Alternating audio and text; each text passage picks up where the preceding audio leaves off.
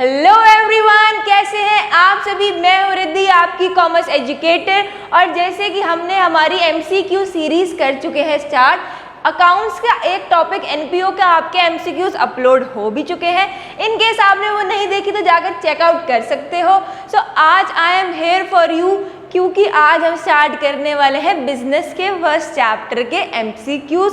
Discuss करेंगे हमारे first chapter के टॉप 10 एमसीक्यूज कैसे हैं और क्या रहते हैं। आज बातें स्टार्ट करेंगे और देखेंगे कि एमसीक्यू में कंफ्यूजन कहाँ से डेवलप होता है, क्या क्या कंफ्यूजन आ सकता है और हमें कैसे करेक्ट आंसर निकालना है और हमें कैसे अपना एमसीक्यू गलत नहीं होने देना। चलो जी, स्टार्ट करेंगे। आई होप फर्स्ट चैप्टर सबने अब तक पढ़ लिया होगा, ठीक है जी।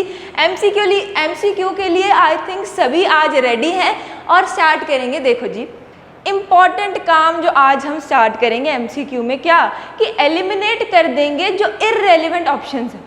अब इन चारों में से जो हमें लगेंगे कि ये इररेलेवेंट हैं, उन्हें पहले ही साइड कर दो। जिनमें कंफ्यूज है उनमें दिमाग यूज करेंगे। चलो, अब हमने क्वेश्चन पढ़ा क्या है। Successful organization do not achieve goals by chance but by following a deliberate process known as। अब इन्होंने क्या कहा कि हर सक्सेसफुल ऑर्गेनाइजेशन इस डेलिब्रेट प्रोसेस को यूज करती है। सो एक बात बता दो मुझे, लेंथी प्रोसेस हमारे पास कहाँ कहाँ है? मैनेजमेंट में और प्लानिंग में। कोऑर्डिनेशन में तो प्रोसेस ही नहीं है। कंट्रोलिंग में छोटा सा प्रोसेस है, ना ही वो डेलिब्रेट है। तो अब ये दोनों ऑप्शंस को साइड पर कर दो। जो अब दिमाग लगाना बाकी है कहाँ है? ए और बी ऑप्शन में हमें सोचना है कि कौन सा करेक्ट आंसर है। इतनी बात क्लियर हुई कि जो इररेलेवेंट ऑप्शंस हैं, जो बिल्कुल भी एप्लीकेबल नहीं है, उनको हमने कर दिया साइड पे। जो हमारे पास बचा प्लानिंग और मैनेजमेंट। अब सक्सेसफुल दोबारा से पढ़ेंगे क्या है। Successful organisation do not achieve goals by chance but by following a deliberate process. हर ऑर्गेनाइजेशन एक लेंदी सा प्रोसेस फॉलो करती है सक्सेस के लिए। वो लेंदी प्रोसेस कौन सा है? हमारा मैनेजमेंट है। कोई कंफ्यूजन नहीं है हमें, तो हमारा फाइनल आंसर क्या हो गया? मैनेजमेंट। ठीक है जी, इतनी बात हमें आ गई समझ। नेक्स्ट हमारे पास है management is essential for organisations which are. Management कौन सी ऑर्गेनाइजेशंस के लिए जरूरी है? नॉन प्रॉफिट ऑर्गेनाइजेशन भी मैनेजमेंट करती है, सर्विस ऑर्गेनाइजेशन भी करती है, सोशल ऑर्गेनाइजेशन भी करती है। अब क्या करके आओगे? ऐसा करना, तीनों के ऊपर टिक लगा कर आ जाना। ऑल ऑफ द अबव दिया हुआ है, तो फाइनल आंसर क्या होगा? All of the above. इस वाले हमारे एमसीक्यू में कोई डाउट नहीं है, सबसे इजी यही था। अब आते हैं हमारे नेक्स्ट एमसीक्यू पर, that is efficiency is concerned with. सबसे ज्यादा हमारे कंफ्यूजन का मुद्दा क्या है? एफिशिएंसी और इफेक्टिवनेस। जहां भी ये आ गए, और एमसीक्यू में ये 100% आने वाले हैं क्वेश्चन। क्यों? क्योंकि सबसे बड़े कंफ्यूजन दिमाग में यही है कि एफिशिएंसी और हमारे क्या है, एफिशिएंसी और इफेक्टिवनेस का कंफ्यूजन हमारे दिमाग में हमेशा के लिए फिट है। सो आज उसको भी क्लियर करके चलेंगे। देखो जी, अब एफिशिएंसी जो है हमारी, एफिशिएंसी और इफेक्टिवनेस। इफेक्टिवनेस जो है एक वाइड टर्म है। इफेक्टिवनेस जो हमारा है वो एक वाइड टर्म है और एफिशिएंसी एक हमारा स्मॉल टर्म है। क्यों? अब एफिशिएंसी का क्या मतलब है? एफिशिएंसी का मतलब है कि काम अच्छे से करना। इफेक्टिवनेस का मतलब है काम भी अच्छे से करना, गोल भी अचीव करना और रिसोर्सेज भी कम यूज करना। तो अब मुझे बता दो कौन सा efficiency is concerned with. Efficiency क्या कंसर्न्ड है? Doing the right thing, doing things right, achieving end results, none of the above.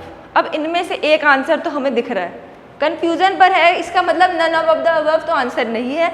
Achieving the end result भी आंसर नहीं है। क्यों? क्योंकि वो तो इफेक्टिवनेस का काम है, एफिशिएंसी का काम तो है सिर्फ काम को अच्छे से करना। तो अब इन दोनों में से कौन सा करेक्ट आंसर है? जिस भी बच्चे ने प्रॉपर एनसीईआरटी पढ़ी है ना, उसको अभी के अभी आंसर आ चुका है। इसका आंसर है डूइंग थिंग्स राइट।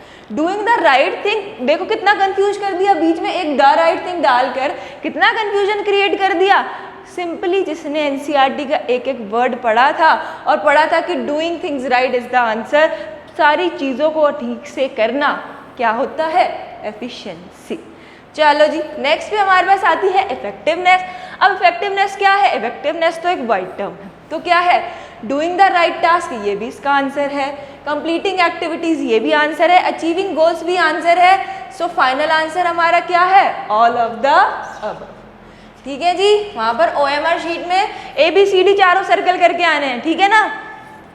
ठीक, करके मत आ जाना, डी में ही करके आना है। चलो जी, नेक्स्ट हमारे पास है Tarang enterprises limited is planning to increase its sales by 30% in next quarter. अब 30% से तरंग एंटरप्राइज अपनी बढ़ाने वाली है सेल्स। अभी हमसे पूछ रहे हैं कि ये कौन सा फीचर है मैनेजमेंट का। अब जो भी बच्चा मैनेजमेंट की हेडिंग याद करके जा रहा था ना एग्जाम में, उसका इस टाइम पे दिमाग कंफ्यूज हो चुका है। क्यों? क्योंकि हेडिंग अगर आपने याद करी तो आप ये नहीं गेस कर सकते। सो इसीलिए अब थॉरोली पढ़ना इम्पॉर्टेंट है। सो अब हम बात करेंगे कि इनमें से कौन सा पॉइंट हमें ये बात सिग्निफाई करता है कि उसने अपनी सेल्स इंक्रीज करी। परसुएसिव तो नहीं है। चलो जी, गोल ओरिएंटेड हो सकता है। Management is a continuous process, बिल्कुल भी नहीं है। ऑल ऑफ द अबव तो हो ही नहीं सकता क्योंकि ये दोनों हमने रिजेक्ट कर दिए।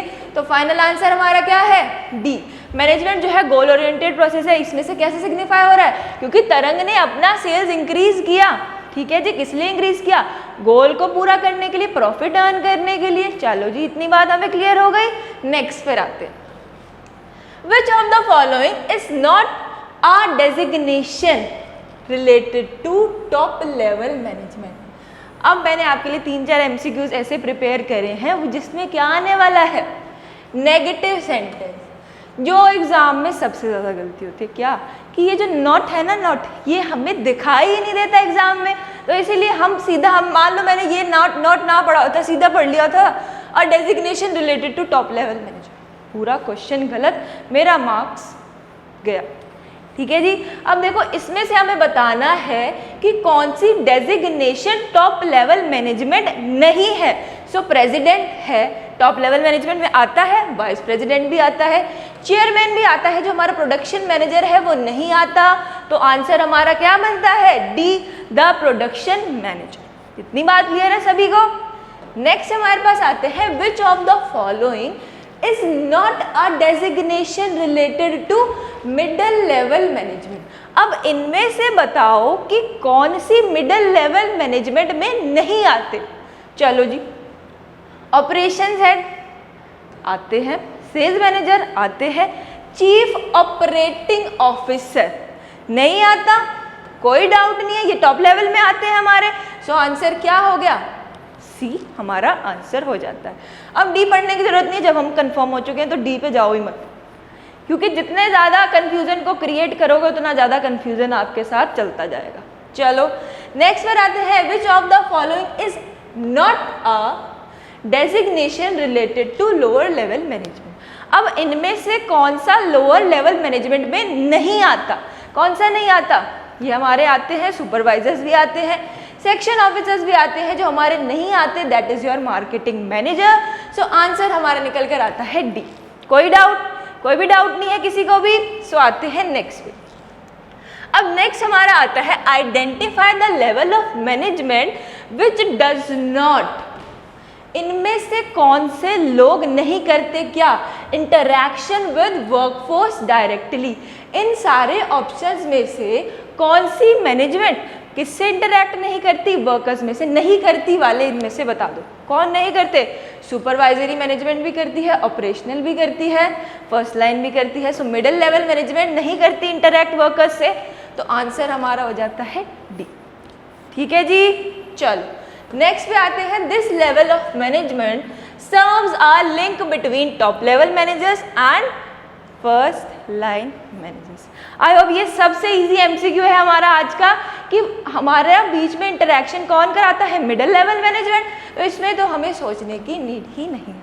जिस भी बच्चे को ये भी सोचने की नीड पड़ी है, बहुत ध्यान से NCERT दोबारा से पढ़ कर आओ, then we will start with next MCQs। ठीक है जी, इतनी बात सभी को क्लियर हो गई?